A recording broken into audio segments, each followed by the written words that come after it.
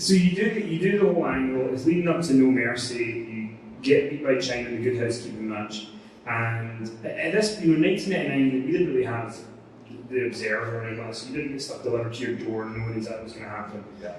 So the next night, where's Jeff Jarrett on Raw? He's not there. Nobody's talking about him. But then on Nitro, you show up out of the blue. Even for you, who's walked out before, how strange was that 24-hour period for you that you go into No Mercy, you drop the belt to Chyna, you leave the company, you go to Nitro the next day, and then you're all of a sudden a top guy in WCW?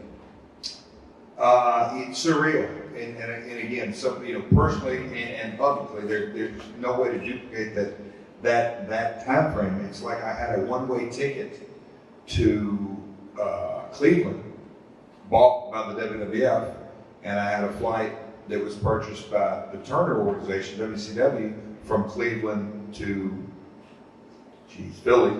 Philly.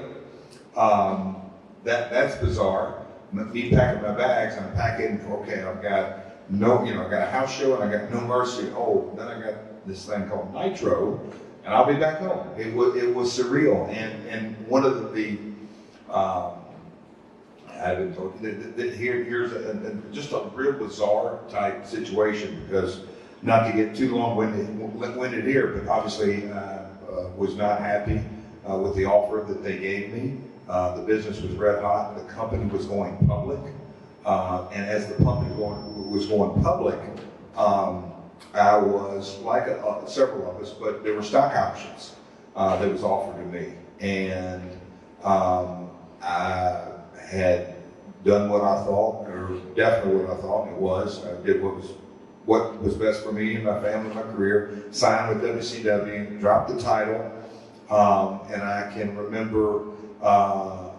having a brief conversation with JR, another WWE, a couple different office people that were a part of the stock options and all that. And I said, look, I'm leaving. Is if we're going to cut a deal here, but is that still part of the deal? And they're like, yeah, but I don't think they would have told me no at that point. Because I don't think they knew. So I can remember landing. For any historian, was the first Nitro I did Philly? I don't know. I think it is.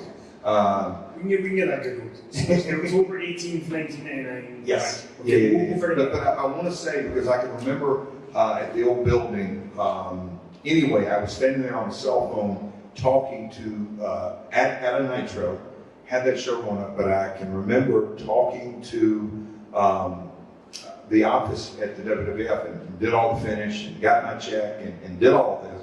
This is a new story, buddy, you're getting this. Talking to them and talking about stock options.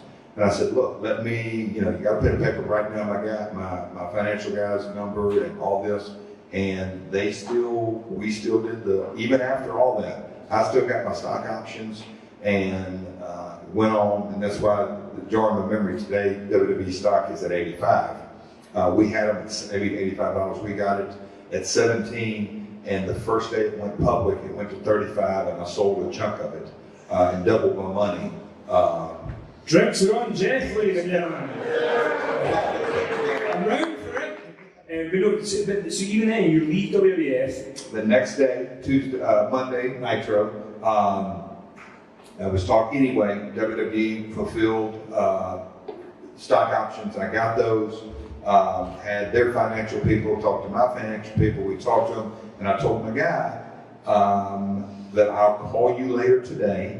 I got back after Nitro that night. I didn't call him. Got back that night, and he said, "Look, you're going to be in the air."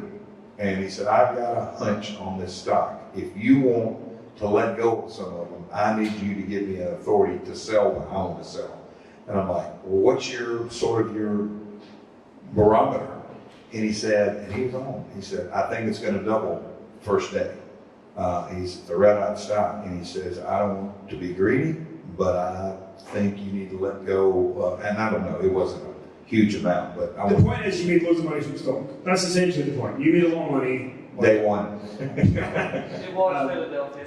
It was Philadelphia. We got a Nitro thing up there. We got some in the audience. It was Philadelphia.